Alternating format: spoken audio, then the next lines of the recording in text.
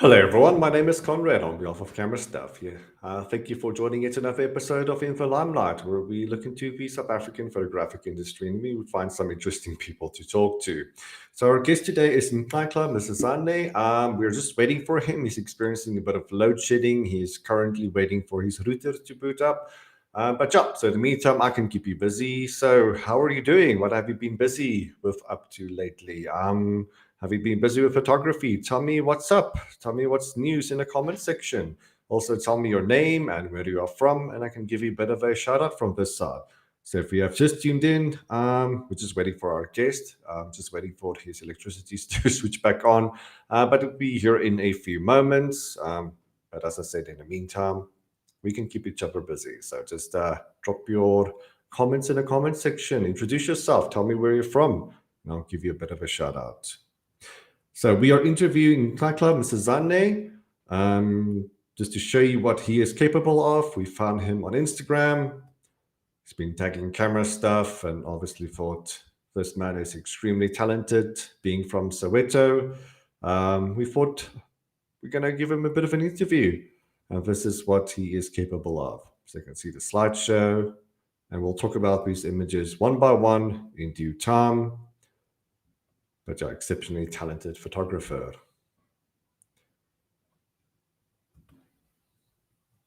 Hello there, Pietru. How you doing? Hello, I've been busy with weddings. It's good to be busy with weddings. Wedding season has started. What about the rest of you? Have you been doing weddings as well? If not, what else have you been busy with? Come on, let's start a bit of a conversation in the comment section while we wait for our guest to arrive.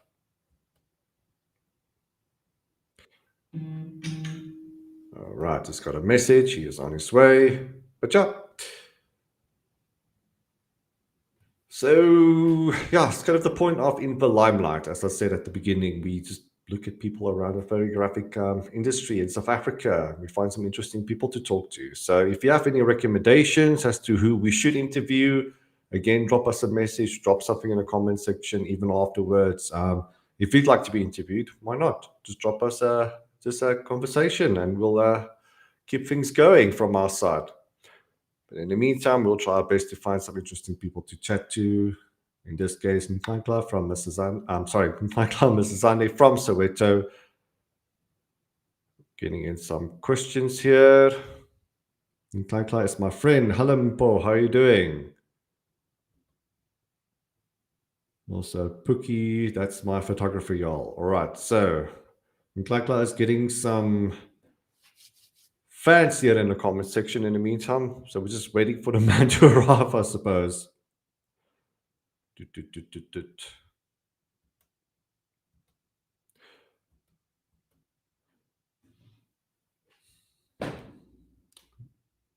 Okay, so things can be a little bit awkward here, not talking to anyone. Don't worry, we'll make it work. Our guest will arrive in a few moments.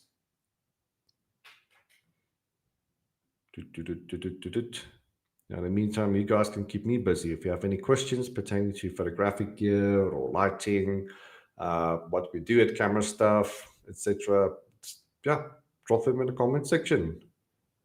Let's see how we can start a conversation going in the meantime while we wait for our friend to arrive.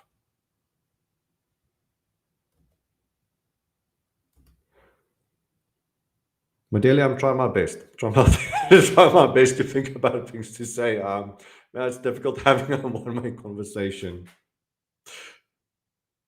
Yeah, so give me some questions to ask.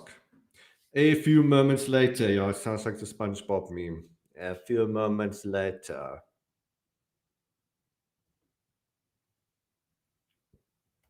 So you may have noticed that we have gone to Cape Town recently. So we've been doing quite well sales-wise, and so our boss Brett Lewis decided to take us down to Cape Town, and it was an amazing trip. For summer, it was the first time flying. Not only that, but it was the first time seeing the sea, and it was one of Cape Town's stormiest weekends ever. But we were challenged to jump into the cold ocean as well in Hope Bay. So most of us, with a bit of Viking blood, Viking courage, jumped into the cold oceans.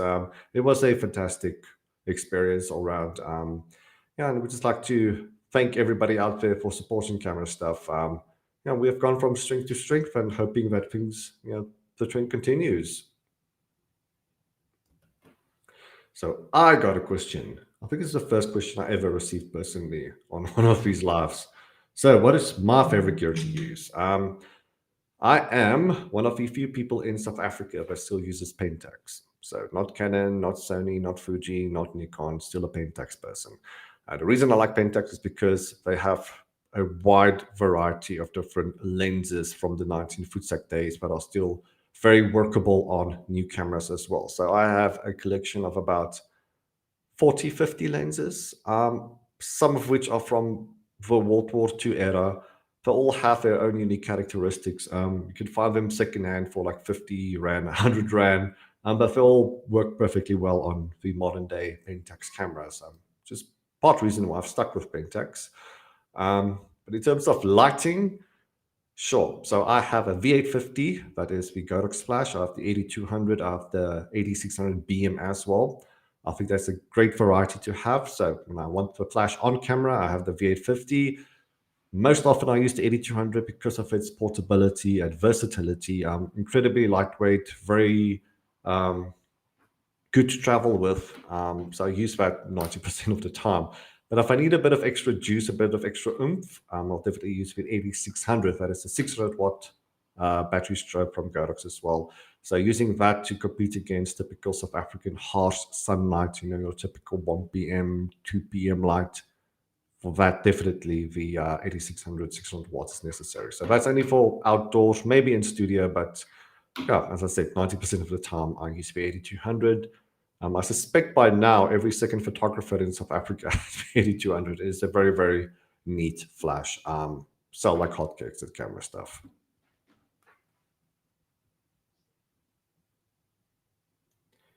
All right, so we're getting fans.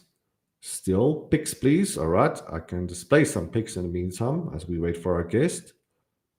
He is my very talented brother. Thank you for joining. And I suspect this laughter was aimed at me, being my awkward self here talking to myself. Thanks, Spooky. All right, so as mentioned right at the beginning, we are interviewing Nhlanhla from Soweto. These are some of his images. So we found him on Instagram and decided to have a chat with the fellow.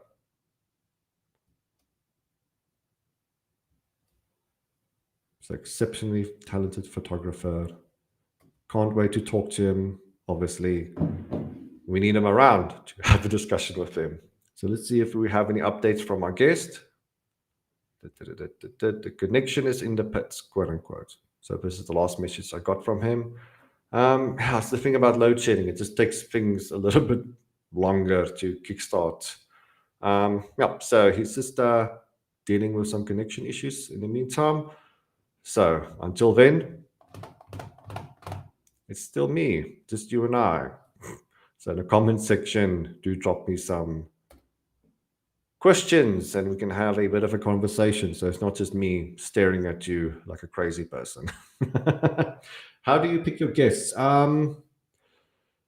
So people who often tag us and mention CameraStuff, that helps, but it's not exclusively the case. Like if we see some great photos out there, we will reach out to you and say, hey, would you like to be on a CameraStuff show? So yeah, tagging and mentioning CameraStuff helps because that makes you visible, obviously. But yeah, so I tend to be a bit of a social media addict. So I'm on Instagram, TikTok, I'm on Instagram, Reels, etc. So if I see some talent out there, I will reach out and yeah, hopefully it's you next time watching out there in Facebook and YouTube land. All right, so without further ado, hello, sir. How are you doing? I'm good, and you? I'm doing well, thank you. Now, so for the case with these live stuff, there's always a gremlin or two in the system. So we make do. The Yeah, show must go on. So here we are. finally. What have you been up to today? Okay, I was busy with some editing for some client work, and I also have some magazine submissions So I've been busy with that and preparing for today's interview. Okay. So got your preparation ready. So you're ready for a bunch of questions, eh? Definitely, yes. All right. All right. So I kept people busy. It was quite a moment. I don't know if you saw some of that, but yeah, just warmed the crowd up for you. So everybody is swimming in the comment sections, getting ready to ask their questions as well. So if you're still watching, do drop your comments and your questions in the comment section. All right. So first question from Asa. Okay, What shoot. pulled you into photography? What got you in the photographic game, and what camera did you start off with? Okay, so photography was not my thing at the start, but I liked photos. When I saw people taking photos, I would be like, can I take the camera? Let me shoot. And then it grew into me. I fell in love with it. Mm, And the first camera I started using was a Canon, it was a Canon 400D, 450D, I mm, think. Yes. So I started with that camera and I stopped, and then I started to progress. Over time, I continued in 2018. That's when I really picked up photography, and yeah, I moved from there. It's something that has been in me. So when I look back, I started into fashion. I was into fashion, and then I moved into hair salons. I worked with mm, salons and then makeup artists. But it only when it came together to me that look, all these people, these are the things you need for you to kick off your photography um, talent. So that's when I started to move over to photography as a hobby and mm, then later full time. Yeah. Okay, yeah, that was the follow-up question. Are you doing it as a hobby or full-time? Okay, so doing it full-time, what was that transition like, going from hobby to full-time? Like, what challenges did you encounter initially, and how did you overcome those challenges? Okay, so when you start a business, normally, especially from a hobby point of view, you'd be looking at, okay, this is what you do for fun, but now you need to start to move as a business. Now you need training, you need to learn how to market your business, how to handle customers. Pricing normally, especially when you're starting full time, becomes that's where you learn, those basics. Um, it's those are the first things that challenge you. Now you start to Mm, feel bad that you need to charge these people so much because you used to do it for free. Now you have to charge them, mm, but you learn as a business person. I mean, there's so many online classes that will help you to start focusing, turning your passion into business. All right, Okay. so Yes. all right, so you started off with the 450D. I think half of the people I've interviewed either had the 450D, the 500D, the 550D. So I think Canon will be happy hearing that range of cameras were quite Yeah. popular for many, many beginner photographers. What do you use now? Currently, I'm on a Fuji stage stable, so Hmm. I'm using a Fuji X-T3, X-T4. So before I moved to Fuji, I moved to Nikon because I Hmm. liked the colors what I used to get straight from camera from Nikon. Nikon, you don't need to edit much, but I moved to Fuji because it was the most I don't know, it's like a brick. So Hmm. Fuji stood in the gap for me. So that's when I moved to Fuji. And yeah, I'm quite happy there. What was the jump like going from traditional DSLR to mirrorless? Okay, so when I moved from Nikon, I moved to a Sony. It was the Hmm. Sony AR7 II. So yeah, it digital is better. It's much better. It makes your life simple. You spend more time composing than taking your shot, focusing and decomposing. You forget Mm. about that. Now you can start to think about what you want to create. Your exposure is there, you can see it. DSLR, you need to take, you can guess, but you can take a photo and then have a look and say, okay, it's close to what I want, not actually there, but when you start, you're gonna fix it in post until you get it right.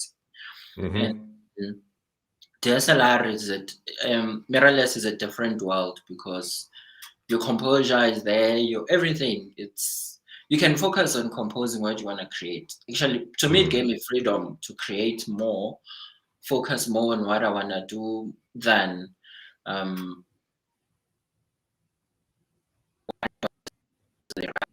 getting enough exposure and my lighting.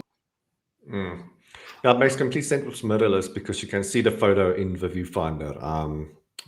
The results, should I say, as well. And every adjustment that you make, you can see it happening live in front of you as opposed to the old optical viewfinder. So definitely advantages and disadvantages here and there. It's one of those big debates, but still raging on in the world of photography, mirrorless versus DSLR. I think people are just jumping to mirrorless. So this is not going to be a big debate sometime in the near future. So yeah, people are moving to mirrorless, it seems. I think there's all days. Yes, go on.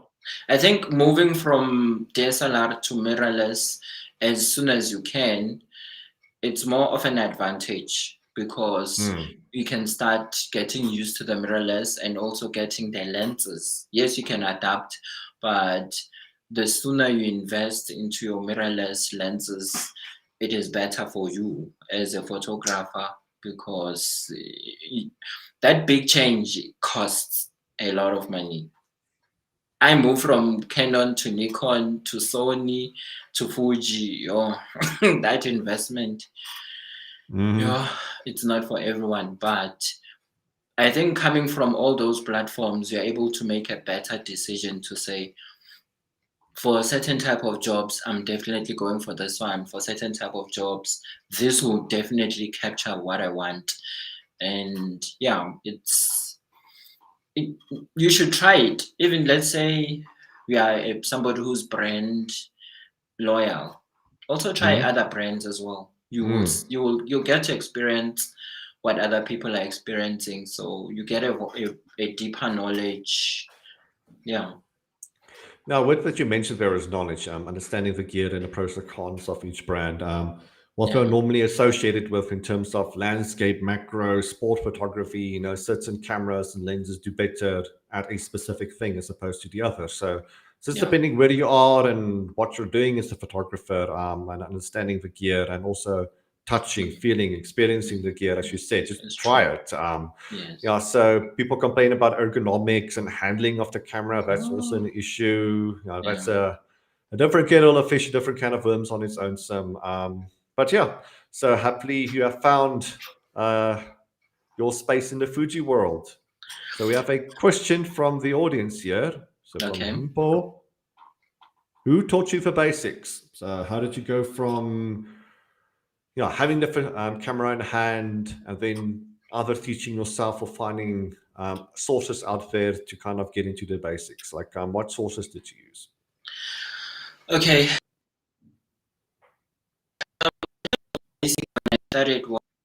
I went to YouTube and I'd follow information, which settings, what to do, but you'd realize that the conditions where they are shooting are not matching what you want to create. So you need to start being independent. And then I went to take some online classes, like people like Sue Bryce to help you with some of the settings, but it's not more about settings, it's more about what you want to create. If you understand what you want, then it's easier to say, you take a photo, you can see, okay, it's darker. I want a brighter photo. How do I balance? You can put it on auto. It's not good. It might help, it might not help. But when you know what you want, it is easier than trying to copy someone's settings and applying. Someone did a studio shoot, but you are doing an outdoor shoot. Those settings are not going to help you. And even if they did an outside shoot, they were in the shade, you're in the sun, they're not going to help you.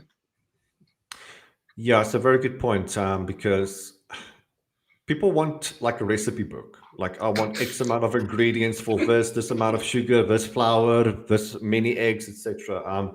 People want that for photography as well, not realizing that it's not the same thing in photography. So imagine Yeah, baking a cake, but the temperature of the oven changes the whole time, and so you need to readjust the knob every time. So, as you mentioned, you're working in the shade, yeah, then there's a cloud in the sky that changes the overall lighting conditions, and then the color changes as well. So it's very inconsistent, and you need to stay one step ahead. So exactly. understanding the Yeah, fundamentals of exposure and the exposure yeah, triangle, yeah, ISO, shutter speed, aperture, having a good grasp of that, knowing what to do when something changes in front of you.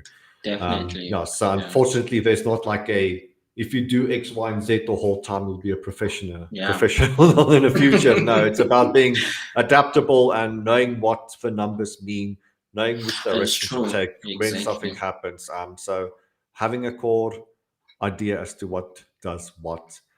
So when problems arise, you know exactly what to do about it. So you can problem solve yourself out of any tricky situation. So Yeah. unfortunately, I can't tell you how many eggs to use, how many cups of flour, how many baking powder Yeah, to use, etc. It's yeah. about understanding what does what, and whatever happens in front of you, you can make readjustments. It's true. Yeah.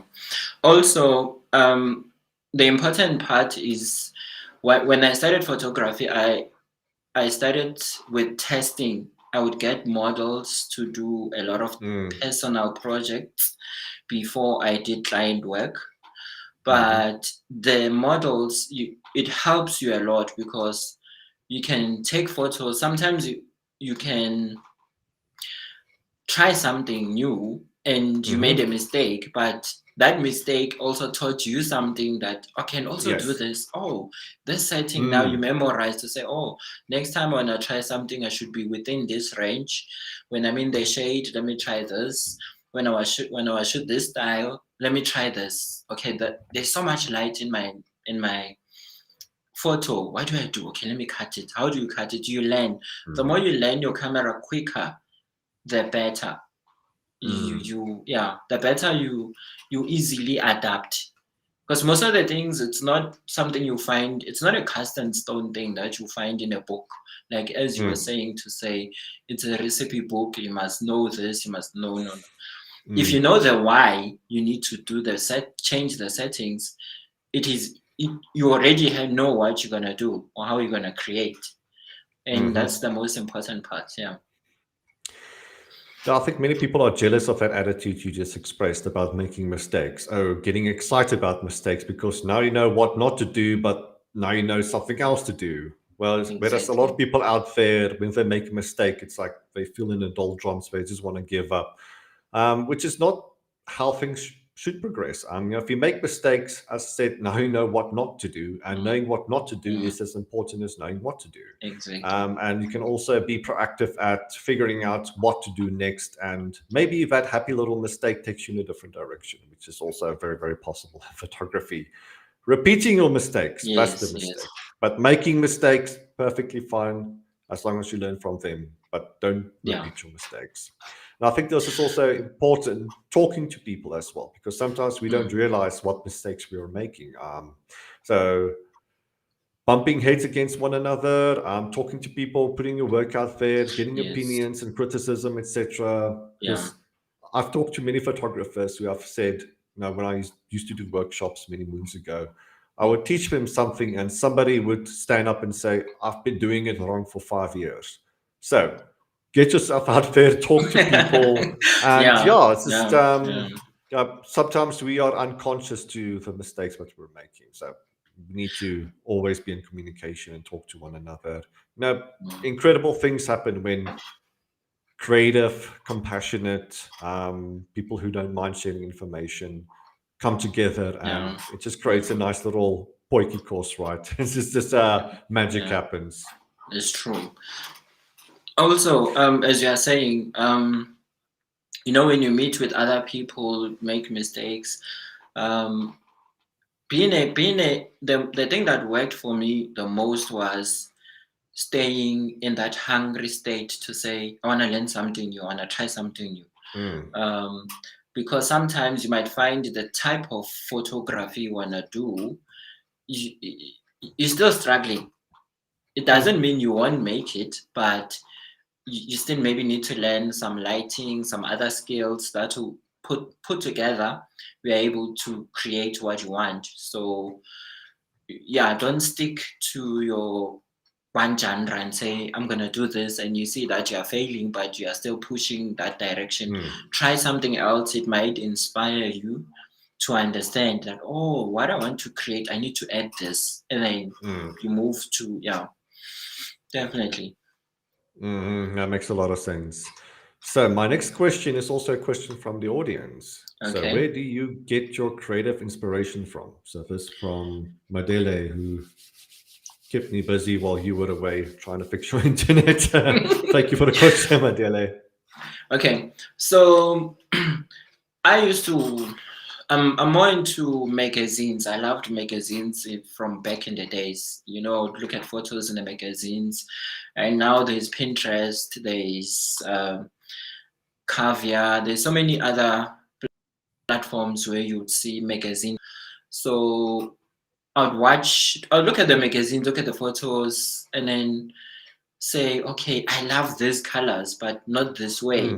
So you already have an inspiration, and then you take that idea and then you put it with your own vision, and then you create. So as a creative, you need to be surrounded by other creatives. That is important for your growth. Yes. Because, you know, a good, as they will say, a bad apple will also spoil other apples, but a good apple will also, you know, you need people who will influence you. You need people, you need to surround, go to events, you know, where they say there's such and such a thing, go there, visit the people, see them, interact. But most important, don't stick to one, don't limit your vision, don't have a tunnel vision, because some of the things that will trigger you may not even be related to photography. It could be something else, like I love fashion, and some of the fashion, when you look at it and you're like, oh, can I have this garment? I want to create. You already have an idea in your head that, oh, this garment is nice, but you don't know how you're going to shoot it, but you love it. As you start thinking about this garment, ideas come, they flow. And then you know, okay, I'm going to do it outdoors. I'm going to do it in the studio. I'm going to, exactly, I need this type of model. I'll need this, I'll need that. So it is important, definitely to hook up, meet with people, socialize, go to them, spend time, have friends who are photographers, whether they are up and coming or professional. Meet up with creatives, all creatives. Yeah, definitely. Now, it's not only that, but these people kind of keep you on your toes as well. We'll deliver criticism where necessary, hopefully friendly criticism as well. As nice as it is getting compliments from reliable sources, be it like family or friends who will always tell you you're the best photographer in the world, like it takes somebody else to say, hey, like your editing was a little bit too much here, or your composition was a little bit off here. So as you said, definitely surround yourself with creative people. As a business person will tell you as well, like you need to surround yourself with business people. It's the same with creatives as well.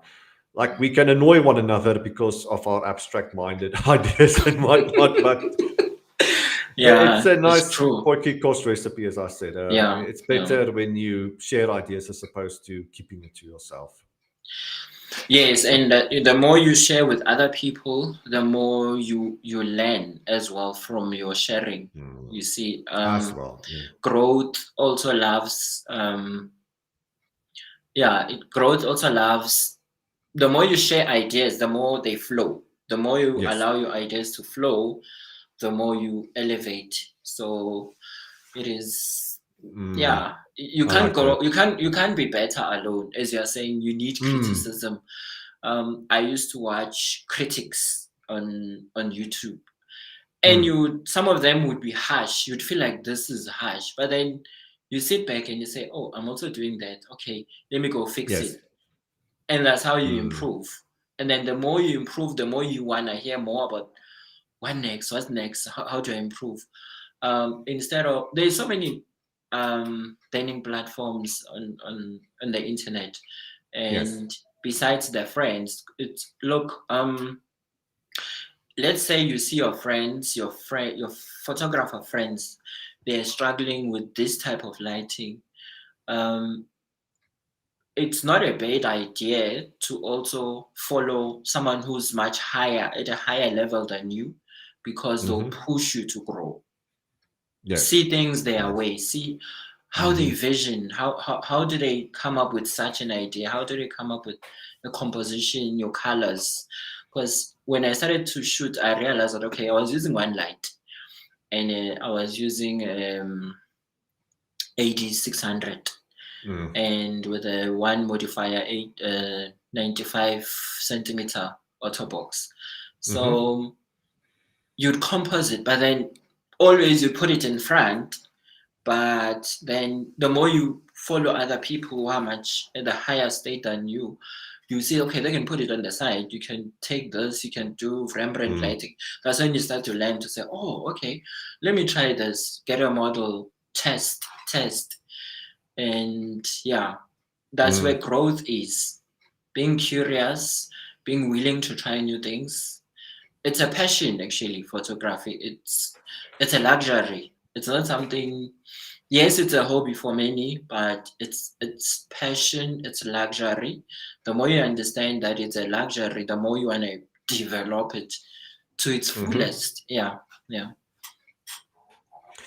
I think also when you hang out around, as you said, people above you and tapping into their knowledge, and hopefully you're invited to behind the scenes and you get to see what they're up to.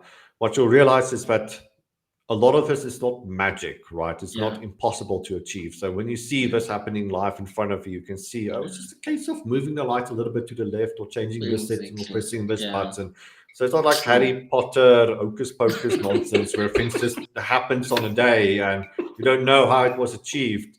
So maybe getting that winning shot is just a case of moving the light a little bit left or right, whatever it may be, and seeing that happen and asking questions on the day. I think a lot of photographers are shy to ask that. Look, not everybody's going to invite you, obviously, but the more you ask, the more opportunities you'll generate, and the more success, the luckier you'll get over time. As I said, seeing things happen in front of you is a lot better as opposed to, watching someone's YouTube where you don't really get the same experience. Exactly. And mostly when you love critics, most people, they shy away from critics because they will feel that then this person is attacking me, but then that keeps you stuck in your ways, But if you love critic, the more you get criticized, the more you improve. That's how it works. That's how you grow. Because the more, until you understand the why in the critics, why are they critiquing you for this? Then you understand, oh, now I understand what they mean. Then you start setting your cameras. Then you start focusing on your settings to say, okay, let me fix this, let me fix that. Sometimes it's not even the camera settings, it could be your composition. Yeah. To you, it looks fine, but to the trained eye, my guy, you need to learn a bit. So the more you learn, also competitions, there are competitions I would go to and submit, and then they'll give feedback and say, this photo would have been nice if you fix this and that. And you're like, but the photo is fine. But then when you see someone else doing it, then you realize, oh, okay, let me learn. And also the thing, that even if, let's say, you get to the top, you will still learn something new from an inspiring photographer. Never be in a position where you say you know it all. No. Step back. Someone comes and says this and that, you watch what they do and you say, oh, I never thought of it like that. And you can add your creativity, but don't be in a position where you say, no, I've been in this for 100 years. New ideas come every day. And they are limitless. Yeah. All right, so I've got two questions from the audience here. Okay. Sorry, I popped this question on screen a while ago. Just quickly can answer Mpo here. Are you the only photographer in your family? Yes, definitely. Okay, all right. Yeah. So it's not a photographer family, so you're the first one. Yes, I'm the first one. Okay, hopefully get some more soon there. So Okay. on topic, I find this to be a very, very fascinating question. Thank you, Jay, for joining us yet again. You're a regular. Thank you for your continued support, Jay. Do you have to take any advice given? Do you look at the profile or the guy's work before taking it to heart? So do you only take advice essentially from people who are maybe above you or produce good work by themselves, or do you take advice from anyone?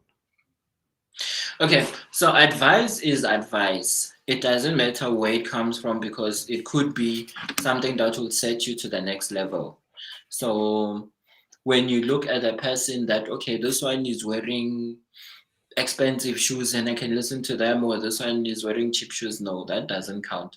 Someone can give you advice on something they are struggling themselves. They'll say, look, you have hot spots here. Can you, if why don't you try this? If you're gonna go to that person's work and you're like, yo, my guy, you need to learn your basics, you'll miss the advice that was given. But if you listen to what the person is saying and you say, okay, I hear what you're saying, and then you start applying it. You need to have an open mind to say, I need new information, and then the person is showing you a different perspective, and you say, okay, so how do I apply this new perspective? And you say, okay, it's a good idea. I want to try it. I'm like that. I want to try new ideas. I try new ideas every week. I like that. Yeah, I Yeah, like what you said there. Good advice is good advice, bad advice is bad advice. It doesn't matter yeah, who it's yeah, coming from. Yeah, yeah, so tackle the point made, not the person making the point. exactly. That's a Yeah, very, very good way of looking at it. Just from a personal standpoint, some of the best advice I've ever received came from non-photographers, so people who are not photographers themselves, because I think sometimes photographers are a little bit too anal on the technical details. Like your yeah, rule of thirds is off by 2 degrees, and so it's a rubbish photo. It's like, oh, come on, my guy. It's such a small thing. But I've had advice pertaining to mood and posing, like something doesn't yes, seem right here. exactly. And a Yeah, non-photographer who is our target audience, by the way. yeah, So yeah, non-photographers who have good or bad things to say about our photos, that yeah, matters a great deal. So yeah, if you are a person with a Fuji mirrorless camera, maybe even a medium format, you have all the yeah, fancy gear, that doesn't necessarily mean that you have the best advice. No. exactly. Yeah, As we both said, good advice is good advice, bad advice is bad advice. it's Doesn't true. matter who's saying it. Yeah. All right. So I think what we can do now, because I have a question here from Eves Matsuba. How do you make a client feel comfortable in front of the camera? And also from Eves. So got a double whammy. Thank you so much. What gear do I need to achieve great photos? So keep those two questions on ice. I will Mm. definitely have Nhlanhla answer that. But what we're going to do now is we're going to show the slideshow. So those questions relate to the photos that you have given me. Okay. So let me just get that on screen. All right. So what we do in this section is we ask our guests to provide us with 5 or 6 images, and we talk through them. Yeah. So we give our guests an opportunity to kind of tell us how these images were created, who the model was, uh, gear used, techniques used, etc., etc. So I think Okay. we could start off with the 2 questions that I just asked. So we can start off with this one. So what gear do you typically use to achieve great photos? You okay. Um there's no specific gear. Look, you can have AD600. I can use a speed light and still achieve the same photo. It's not about the gear, it's understanding mostly the lighting. If you understand your lighting first, Mm. it doesn't matter whether you use a speed light or an AD 1200, or that doesn't count. When you start, let's say on this photo, when you started the lighting, you can see that, okay, the lighting is more focused on the model than the background. So that means the person used a grid to control the light from spilling to the back. So in this photo, I used a 55 centimeter beauty dish, and I used 80-200, and then I used MS200 with a reflector, that silver reflector, but on a grid. So the 55 centimeter beauty dish was on a grid, facing down on a 45-degree angle on the side, which is her left camera left here. So that, and then I was using also a strip box to light her back, to separate her from the back, which you can see the light on the shoulder. But I was also using grids. So I love to use grids to control the light, because if you just lose the light, it's going to spill everywhere, and then you're going to have a flat image. Then you lose the detail.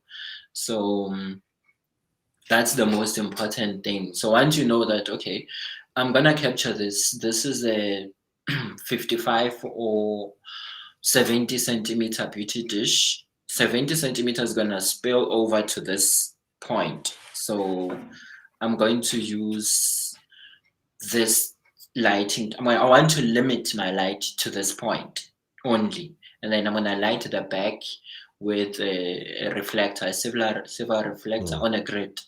So yeah, so there's no specific gear to say, oh, when you have an 8400, you're going to get great photos. That doesn't work. You need to understand the lighting. When you understand the lighting, it doesn't matter what gear you use. I can have 3-speed lights and still create the same image. All right. So we have someone talking about not having any sound. From my side. So I can hear you. You can hear me. So if you're having problems with sound out there, just drop a comment in the comment section. Hopefully it's not a problem all around. But if you're struggling with sound, just check some settings here and there. Otherwise, it seems like everybody is good. I'm getting comments here that the sound is good. All right. All right. So yeah. So the point you made about specific gear not necessarily making you a better photographer is absolutely true. So if I had to give you a lineup of different flashes, starting from the cheapest to the most expensive, and if I had to ask you which one is going to make you a better photographer, or which one will provide the better quality light, and the answer is not one of them is going to give you quote unquote better light. It's how you use it, and how you modify it, and how you shape it, and how you use it and balance it together with other lighting around you. So as you said, understanding the lighting from the get-go will get you the result that you want. Modifying the light, shaping the light, adding depth, adding dimension, working with your model. If the light makes sense with the subject matter as well. There's a lot to talk about with this topic. But just because you have an expensive light doesn't necessarily mean that you're going to get quote unquote better light out of it. Spending more money makes sense, yes, because you may get more power, quicker recycle time. It may be better battery quality. power, better quality as far as the housing of the unit is concerned. It may be fan cooled. It may have a cooling fan. It may have an internal heat sink, etc. So obviously, spending money here and there makes sense as far as the practicality of the light itself is concerned. Exactly. But as far as the lighting quality is concerned, the look and feel of the light, that's a different kettle of fish, as we talked about. It's about shaping the light, modifying the light. On topic, you mentioned grids. Can you explain to the audience what a grid is? So a grid is and I had one just now with me. As a grid is something that you use to control the light. So it's sometimes it depends on the modifier you use. Some grids are fabric, some grids are metal, like on a beauty dish. So instead of the light spilling everywhere, you want to control the light and limit it depending on the degrees of the grid. So let's say I use a strip box. I have a strip box 35 by 120 from Godox. So that grid, I use it normally for controlling the light, especially the rim light, either on the hair or on the side. I don't want the light to go anywhere else. I just want the light to go there. That's all. That's all I want it to do. So a grid will control the light. Than using just a bare modifier, that light is going everywhere. It's gonna spill in the background on the model, and then you're gonna start having, I don't know, who knows what. You're gonna create an image that you don't want, and you're gonna say, no, these photos are not coming the way you want. It's not like this. The more I realize is that the more you control the light, the more the better quality you have. Yes.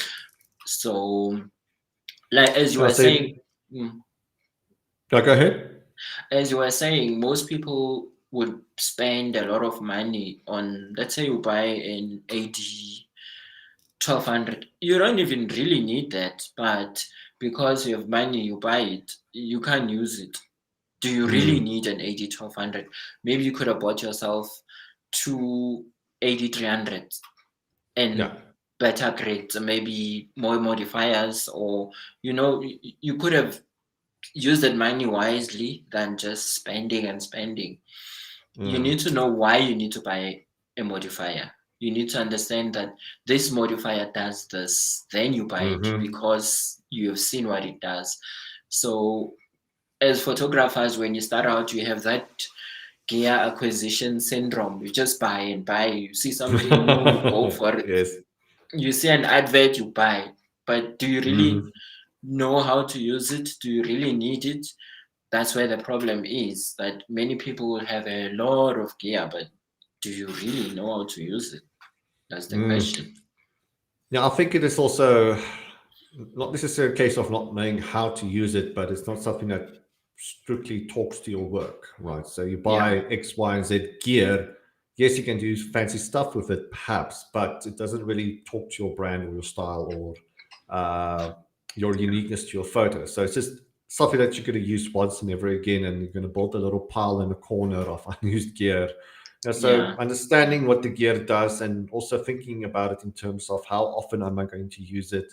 Is this a money maker, essentially? So if I spend 2,000 Rand on a softbox, is the softbox going to generate X amounts of money for me on a monthly basis? I think where the gas steps in, the gear acquisition syndrome, these are little extra little things that we just want. Do you strictly need it? I don't know. But I want it, right? I want that thing. But it's going to use it once, twice, and then it just, as I said, just goes to the corner of pile of stuff, the little pyramid in the corner there. But sometimes you buy it. I also had that challenge. You buy something and you say, wow, this is nice. But when it comes to the actual using it, you don't know what else to create with it. That's where the problem is. Then it's going to go to the corner because the sign I can only do it. It's a rim light. And then what's next? If you know how to use it, then you can use the same light, not as a rim light, but as your main light.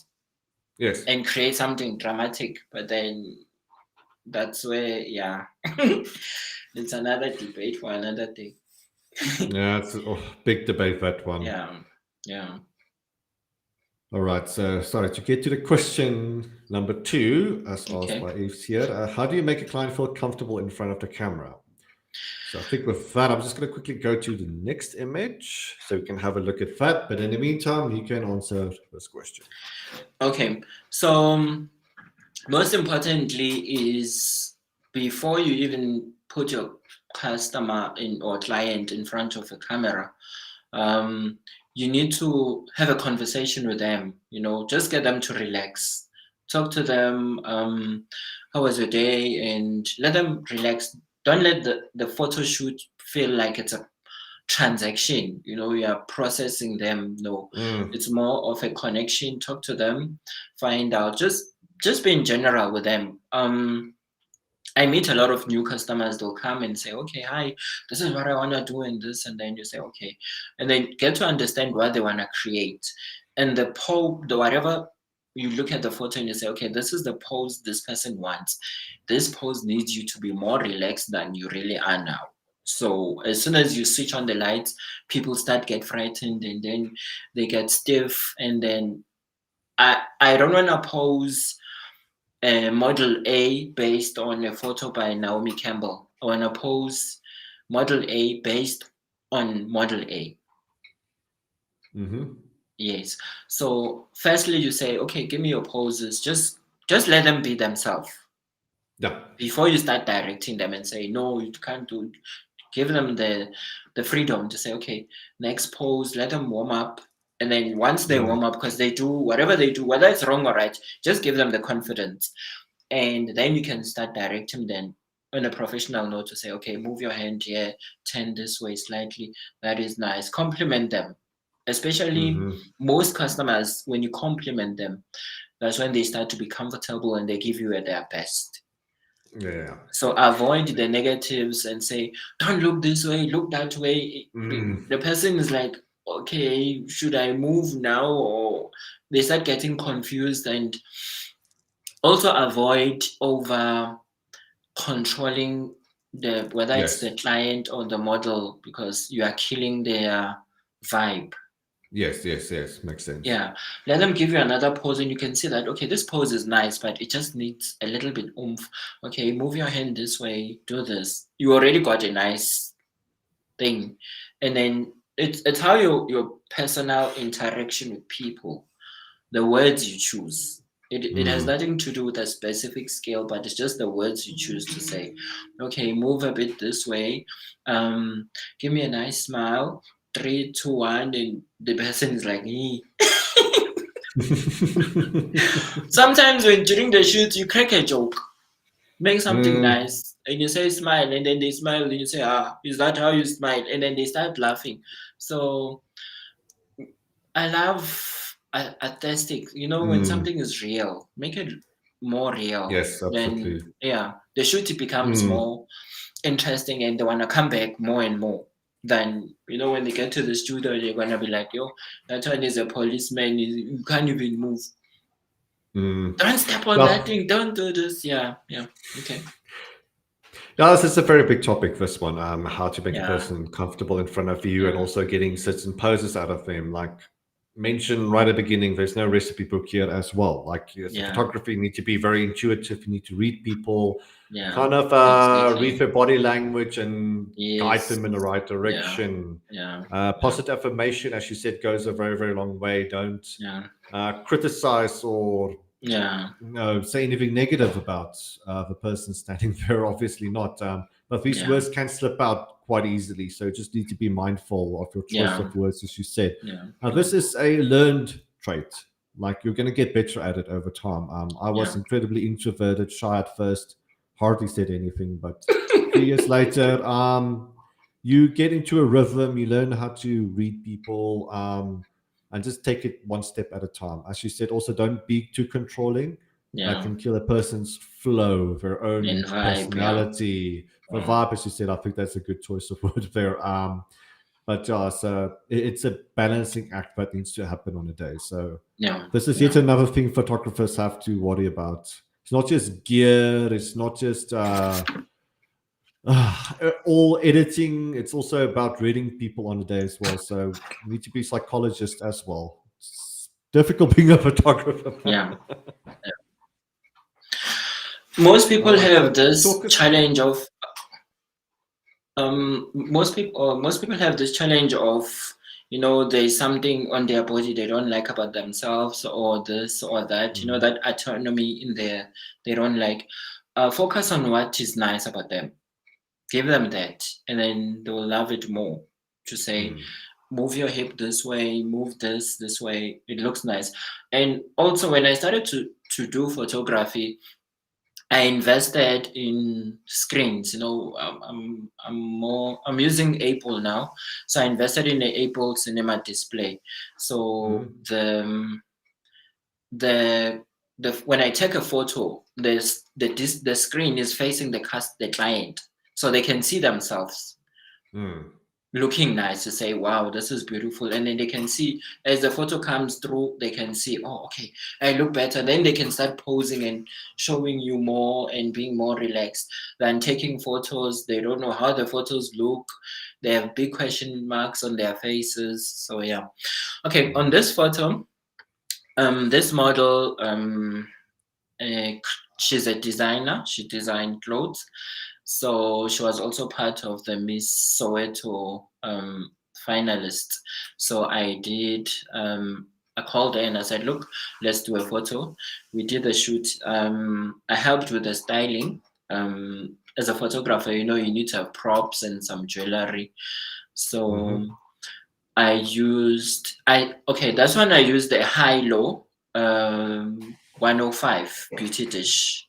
I got it from CameraStuff. So I was using the flat one. I was using the high-low 105. It was facing downwards from the head to yeah. And then I was at the back. I was using also a 7-inch. Is it a 8-inch reflector? Silver reflector with a grid. And then I was also using the catch light. What is it? That curved reflector for the eyes to fill up the shadows. My favorite thing. I love that curved reflector. Yeah, it was a 3-light setup. Also, as a photographer, if you can invest, even if you get one C-stand, because you're able to shoot, you can put your modifier over here and then be able to have that connection. So I was using someone asked what's my favorite. I was using a 50 mil, and the distance matters as well, because I needed something that is slightly I was about to pop this question on now. Yeah. My best focal length. There's no. I'd go any day. I'd go for an 85, any day, but it depends on what you are trying to create. An 85 is always nice. It gives that nice aesthetics, but it doesn't mean it's the only lens you can create with. You can also create with a 50. You just need to be at the right distance to avoid the distortion. You'd also need to give that real life closeness. But so if you understand your lens, that at the corners it's gonna be this. So you crop. Let's say you are shooting for content you're gonna use on an Instagram. I always leave space at the top, quite a lot of space, so that I know where the lens has a bulge is not distorting my photo. Yeah. And now, photography, sorry to interrupt, Joss. In photography, there's hardly a best of something. As you said, it's about what you want to create. Yeah. So again, I would love to tell you that the 85mm is the best lens in the world, but for some things, it's not going to be very good. For example, you can't do wildlife photography with it. You need to stand right next to the lion. That's a silly example, but an 85 is great in studio. But it depends on the size of your studio as well. Generally, 50mm are great as well. 85 is great for your type of studio work, definitely. Yeah, so you've got under button there. But it also depends on the size of your studio. So 85, you need to stand at some distance away if you want to get a 3/4, especially a full-length body shot in. If you stand way over there. Yeah. Otherwise, it's a 24-70 maybe, but your prime lenses are more fun to use. This is a can of worms, right? This is another kettle of fish, but once uncovered, it's just going to take us on a big tangent. But yeah, I think the short of it is that, again, it depends on what you want to create. So having knowledge of the gear and knowing what the gear is capable of, what limitations the gear has as well, in terms of what it can do very well and what it can't do very well. Having an understanding of the limitations, you can play within those limitations and create stunning images. It's true. Yeah. It's the same thing with lighting as well. Do you need a 100-watt or a 600-watt or a 1200-watt? You mentioned an 80-1200. Do you necessarily need it? Well, having an understanding of the gear and the limitations involved. If you can play within those limitations, within those parameters, by all means, you can create stunning photos. Like if you have Jay mentioned the 8100, 8100, 100 watts for most things, that's good enough. Right? If you're competing Yeah, against sunlight, yeah. 8600 better, but 8100 for most applications, very, very good enough, especially I in mean, even an studios. 8100, you can't even use on full power in the studio. I mean, what are you doing? As a rim Exactly. light. Yeah, Mm. yeah, yeah. You can use a speed light Mhm. actually there. You can put um what's this V1. You can use a V1 Mm. um Absolutely. on a modifier. And you still give you nice and great light. I mean, if you're using it as a rim light, Mm. unless you're gonna put the light so far that you have to put it on full power, which then starts, you need to question then what are you doing? I mean, are you shooting maybe on f22 or something? But once Mm. you see, when I take photos like this one, I always expose for the model skin. Mm. So if you get it right on camera, your editing is minimal. I always do minimal editing, like 10%. The rest, I didn't even adjust. They're like that. They come like that. The only thing you're gonna use, maybe remove, is just small blemishes here and there. But the Mhm. rest, it's already correct in camera. It saves a lot of editing time. Of Editing, I course, yes. mean, yeah. If the client comes and their feet are black and all this, fix it while they're there. Get it right so that by the time it's time to check out the photos, they're right. Some of them will be like, no, it's fine. Just give it to me. Give it. Don't no need to edit. I want them like this right now. Mhm. Uh-huh. Here's a question, Okay. and it's a very, very good one also from Dave. Do you see yourself doing workshops one day teaching? Because you are amazing at it, sir. The way you describe things, where you describe lighting and how to use gear, etc., what the gear represents, you're doing an incredible job. And I think you definitely excel as a tutor doing workshops. So I don't know if you're doing that already. If not, I think you're gonna have a lot of people at your first workshop, especially here at the comment section, because we enjoy the way you describe things. Yes, I'm considering it. I've been approached by a few people to say, look, let's do this. And yeah, definitely would love to share my knowledge. There's quite a lot I've learned and still learning. And, I think also as a photographer, when you have a lot of personal projects, a year, I always make sure I have at least 40 personal projects apart from client work. 40. 40. Wow. Yes. Okay. A year has 52 weeks. In the 52 weeks of the year, I have 40 Okay. projects that are personal. All right. Planning ahead. I like it. So 40 projects. Okay. So having that amount in the pipeline on a yearly basis makes sense. Makes sense. Yeah. So barely at a time, I can hardly juggle two things at once. And here you are with 40 things in this pipeline already.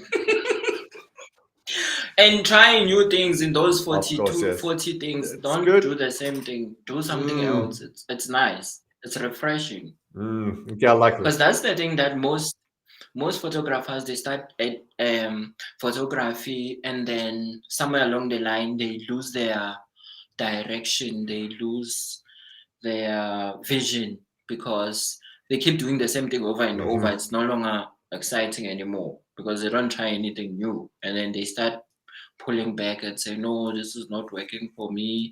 They lost their inspiration. You need to try new things. Hmm.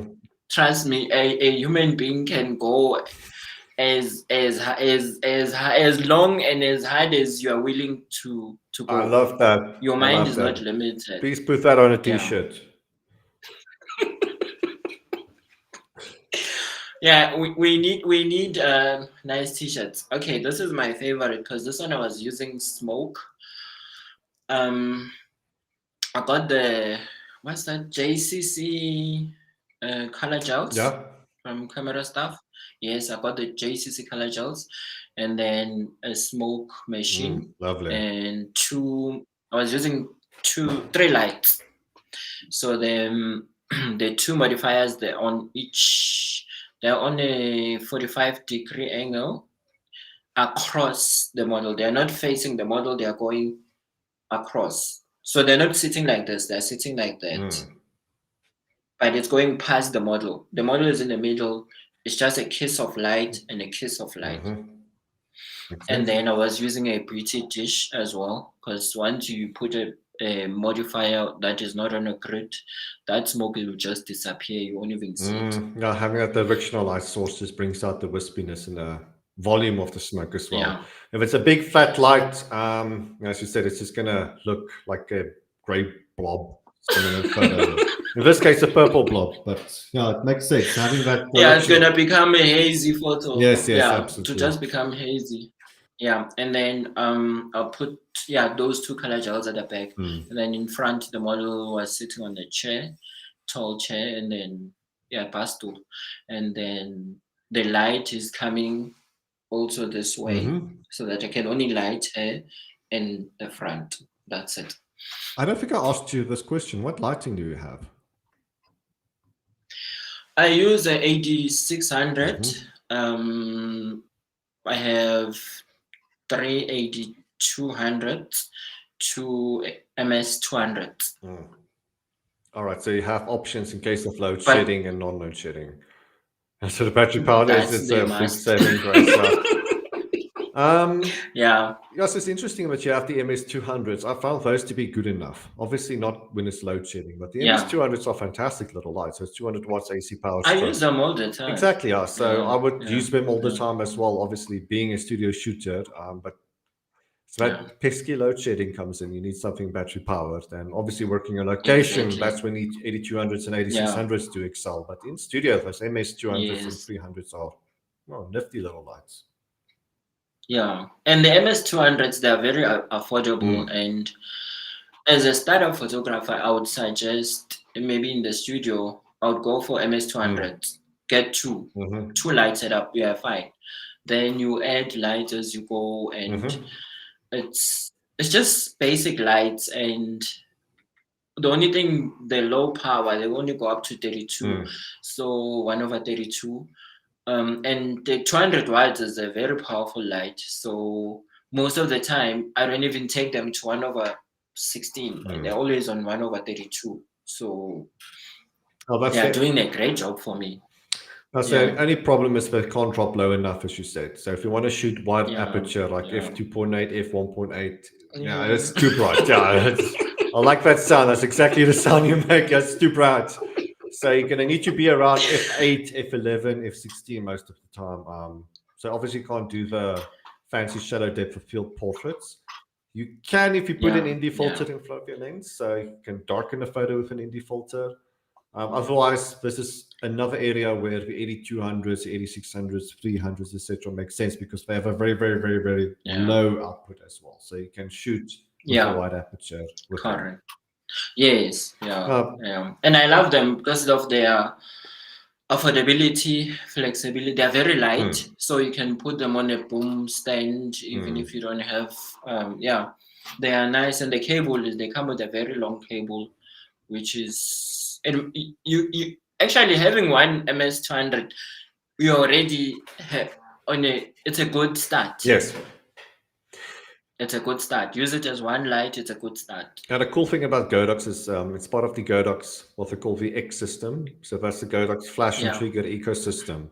So all of these lights talk to one another via a flash trigger, a Godox X Pro or X2. So if you have MS200s, 8200s, V1s, 8600s, if you have DP400s, I'm trying to think of our entire range now. If you have the QTs, if you have VA50, if you have a TT600, if you have a variety of these Godox lighting, all of that will be communicated to via that one trigger.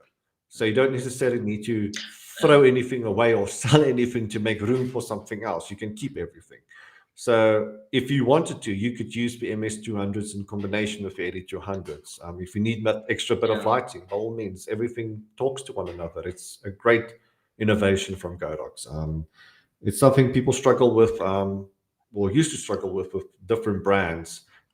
They're not as future-proof. So you buy a speed light, but that's the only thing they have within the range. So you can't upgrade to a battery strobe or something else beyond that.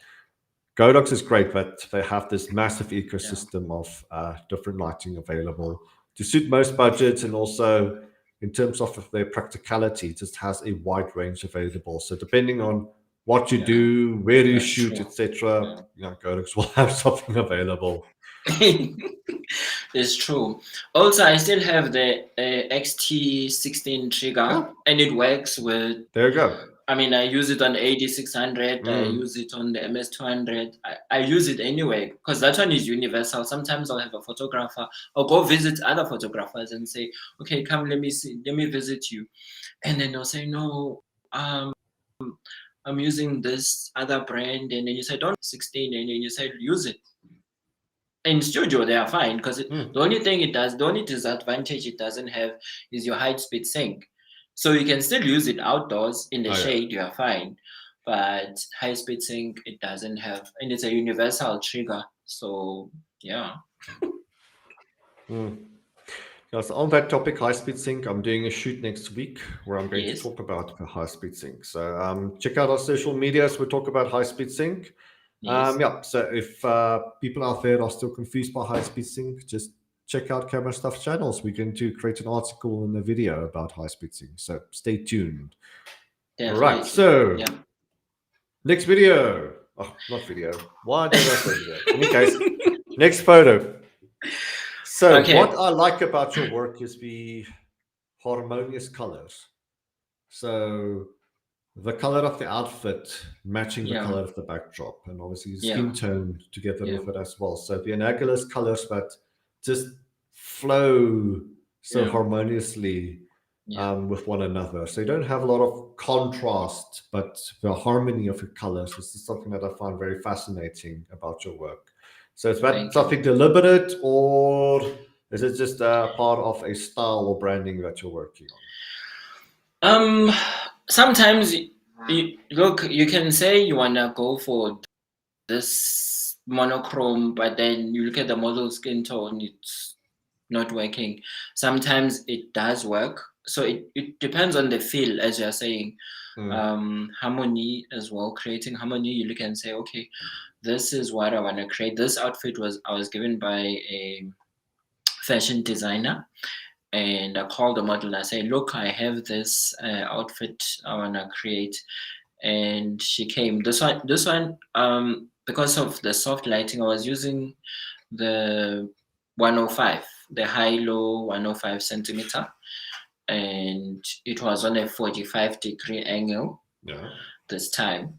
And then I also put one, this was a setup, and then one backlight that was facing the backdrop.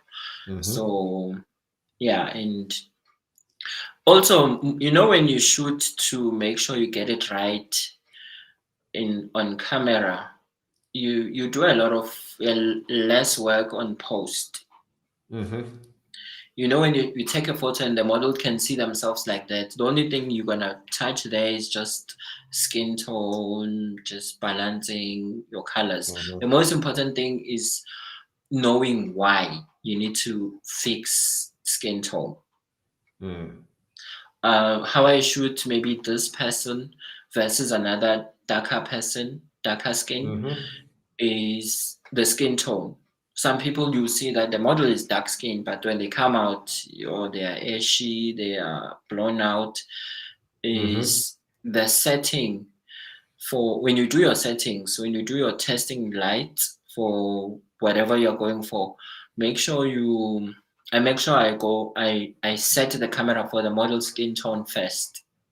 Then it helps me to have that liberty to create, to say, okay, I can move this light now, I can do this once I get the skin tone right. But if the skin tone is off and you think you're gonna fix it in post,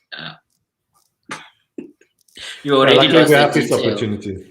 No, luckily we have these opportunities to fix in post where necessary. Now, what you said about the skin tones, but it's fascinating because some people have warmer complexions, some people have colder complexions. And so combining that with wardrobe and white balance and choice of backdrop, bringing everything together, that's a topic that makeup artists find fascinating. If you have a blue undertone or a pink undertone or red undertone, and bringing out those features with the correct makeup. But obviously from a photographer's point of view, choosing the correct white balance and Yes, yes, everything, yes. the garments and the backdrop as well. Yeah.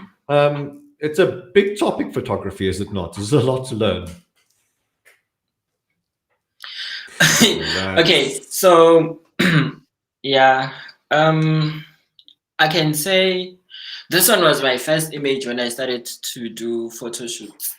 I all was right. using the 95 centimeter softbox, and this one it was very close, about a meter from her, from my face. It was on the lowest power, and yeah, it was on a 90 degree.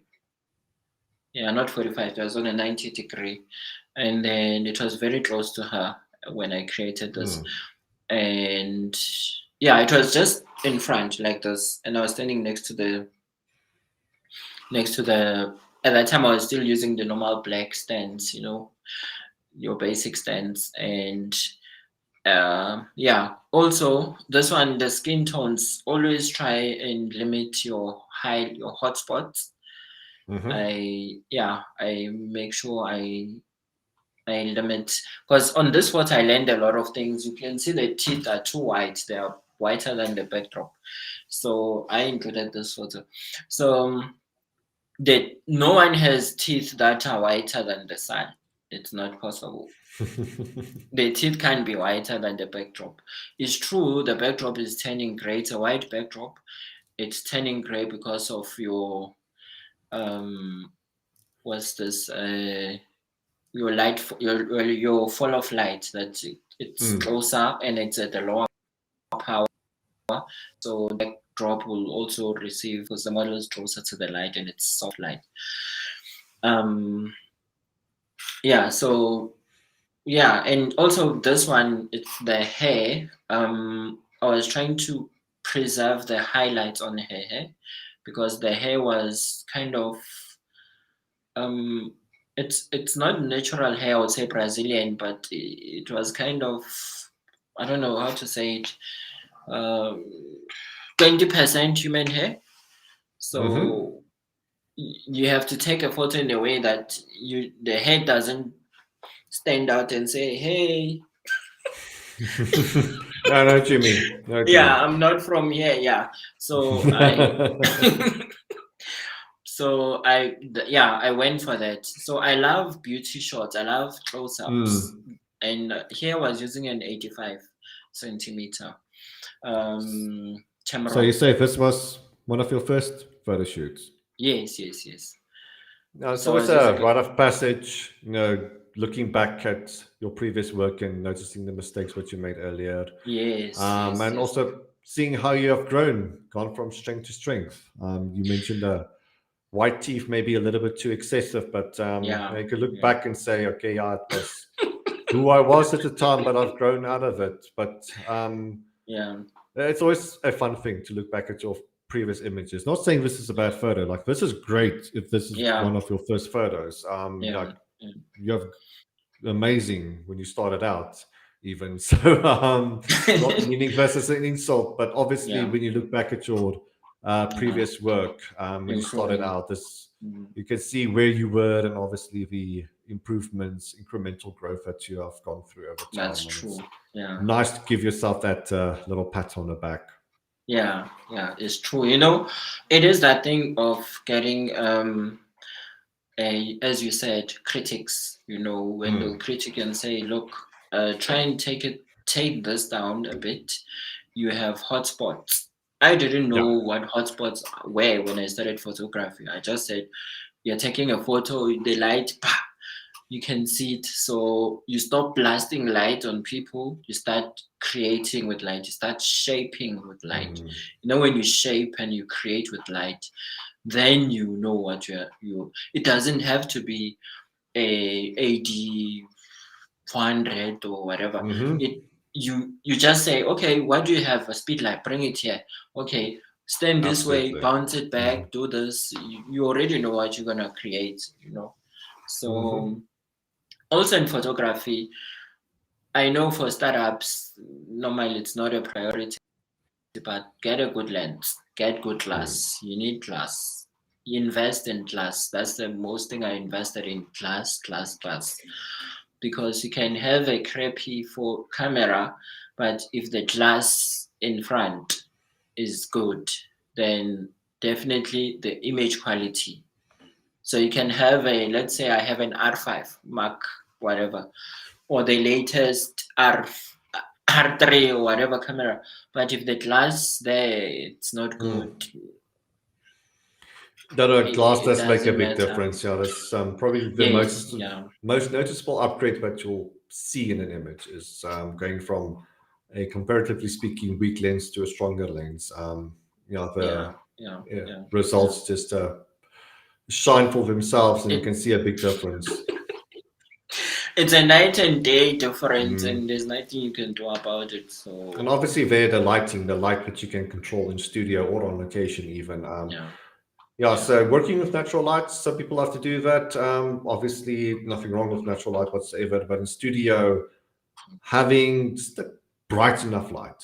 So yeah, 100 watt, 200 watt, that is good enough. Typically, yeah, anything lower yeah, than that you may struggle with, but anything 200 watts and above, you can have a lot of fun with. But I think something that you've said yeah, over and over again is about the shaping of the light. So this is where the modifier matters a great deal. So the softbox, the umbrella, the beauty dish, the snoot, the yeah. barn doors, etc. Going from a soft light to a hard light, a big light to a small light, a flat light to a Yes, contrasty light, understanding how to yeah, shape light. That makes a difference. exactly. And using that on subject matter that excels under set light as well. So combining Yeah, the right type of light with the right subject matter, that is the game we want to yeah, play as a photographer. So it's not necessarily a gear game, it's knowing what to do with light when it yeah, makes sense on the right subject matter. And that's yeah, a big topic.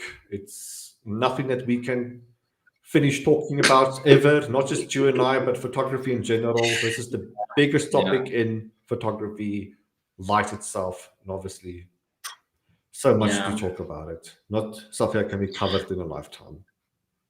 you can have lots and lots of sessions just to cover the basics, and you Mm, still won't finish.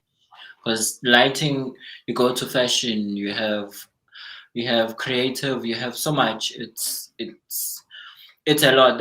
It's endless. mm, Creativity with photography is not just the studio. It's so much. yeah.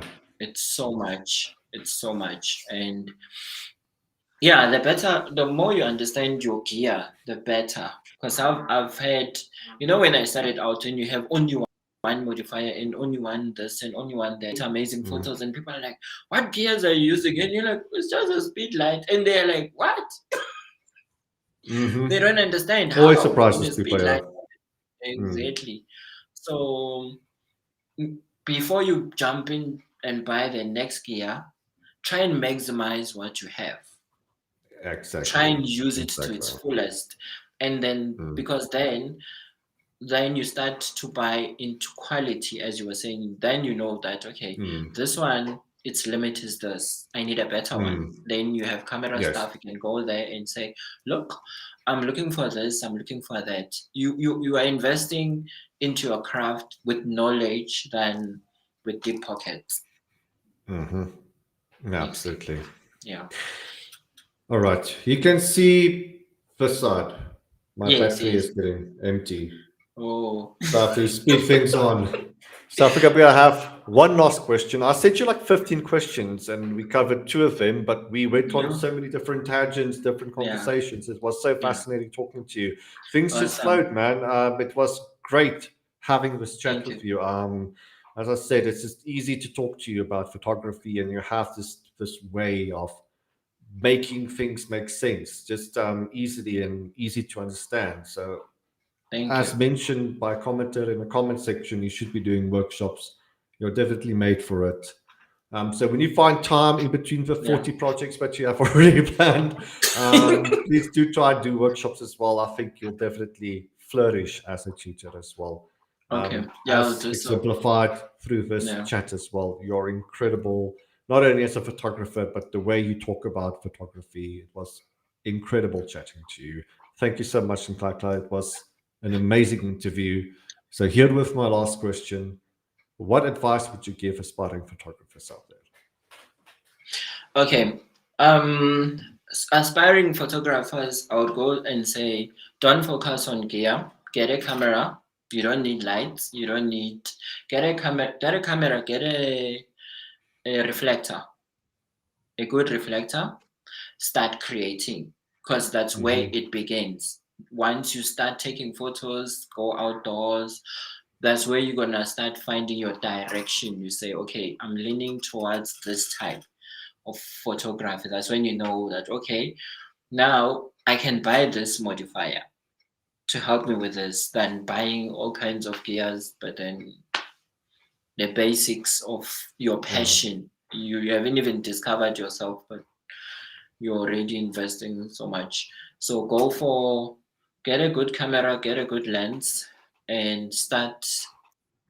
And reflectors, they work outdoors, they and start creating, and then it will. The more you understand what you want, the easier you will know that, okay, I want soft light. Then you can buy a bigger modifier to give you soft light. Then start buying all kinds of things and they're not working. But yeah, you haven't even discovered. Mostly is discovering yourself first. If you discover yourself, what you like the most, it makes your life easy. That's a very, very good answer. People like to think that, all of these great photographers out there, they just have 500,000 Rand lying around. So I'm going to buy the medium format, I'm going to buy the 86, I'm going to buy the 70 to 200 lens, etc. It's hardly the case. It's almost never the case. Every photographer that I've spoken to on these live discussions start out somewhere, right? Yeah, just it's true. use what you have and build incrementally on top of it. And as exemplified not only by you, but all of the amazing people that I've spoken to so far, just one step at a time. Like everything is not going to happen all at once, but if you're proactive at learning, have the passion, learn as you go along, as you beautifully explained today. Learn the small things, and the little things will build into bigger things. So don't beat yourself up if you don't have like all of the gear. It will happen. It will happen to you at any point in the near future. A lot of gear doesn't make you a better photographer. Exactly. So Nhlanhla, thank you so much. That was a great interview. Everybody watching out there in YouTube and Facebook land, I dropped Nhlanhla's Instagram link in the comment section, so do follow our guest. And we'll continue doing this. We had a question earlier asking how often do we do lives? We do it typically once a week. We are building towards twice a week to 3 times a week, so baby steps. But for the time being, it's mostly once a week or twice a week. So just check out CameraStuff's YouTube channel or on Facebook. Subscribe if you want to as well. So if you want to keep in touch to us, what we have planned as far as future lives are concerned. Thank you so much for hosting me. I really appreciate you being an amazing host, and we touched a lot of issues, and I'm really happy. I appreciate it. Thank you. It is an honor and a privilege. Honor is ours as well. Thank you so much. All right, so that's going to be it from our side. So thank you for joining. This is Conrad on behalf of CameraStuff. Thank you, Nhlanhla, again. So we'll catch you next time. So ending the live.